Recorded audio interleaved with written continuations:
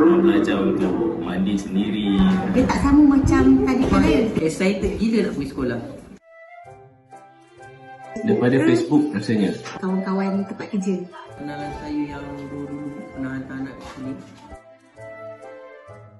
Perkembangan diorang dekat sekolah saya sangat berpuas hati lah. Daripada pertama sampai ketiga memang bersekolah di sini. Dan bila saya tanya doa lazim di rumah tu, dia sama ayat doa lazim. Yang paling saya suka teacher-teachernya sangat prihatin. Kalau apa-apa aktiviti dalam kelas, dia mesti ada dalam grup. Dia tak sama macam tadika lain. Setiap aktiviti dia tak ambil gambar. Tapi tadika Bonyat, setiap kelas mesti ambil gambar. Itu yang saya suka. So kita tahulah anak-anak kita buat apa. Event dia semua best plan. Aktiviti dia pun banyak. Paling saya suka anak saya, dulu saya hantar menangis. Bila menangis tu cikgu dia terus prihatin, dia terus ambil anak tu bawa masuk dalam kelas.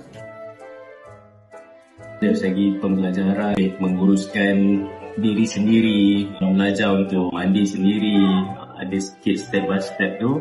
Dan kami akan terapkan jugalah perkembangan tu di rumah. Perubahannya kalau dulu dia diam. Tapi bila dah masuk sekolah dia jadi diri dia sendirilah. Dia dapat luahkan perkembangan. Kalau ada satu potong ayat tu ada yang abang dia tak ingat, dia boleh sambung. Hantar sekolah dah tak ada nangis dan dia memang excited gila nak pergi sekolah. Dia senang bergaul dengan kawan-kawan. Dia senang adapt. Itu saya tak dapat. Jadi dia dah senang nak adapt dengan rakan sebaya dia. Saya cakap, kadang-kadang dia tanya soalan, ibu kenapa rumah kena ada parking?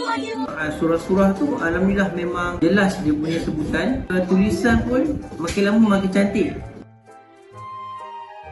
Ya, for sure saya akan recommend juga pada kawan-kawan saya. In fact, ada abang saya sendiri saya recommend. Ya, saya akan cadangkan sebabnya kod pun ada di InsyaAllah nanti sini dekat. Saya akan recommendkan sini tadika Bonyat yang paling terbaik dan best gila kat sini.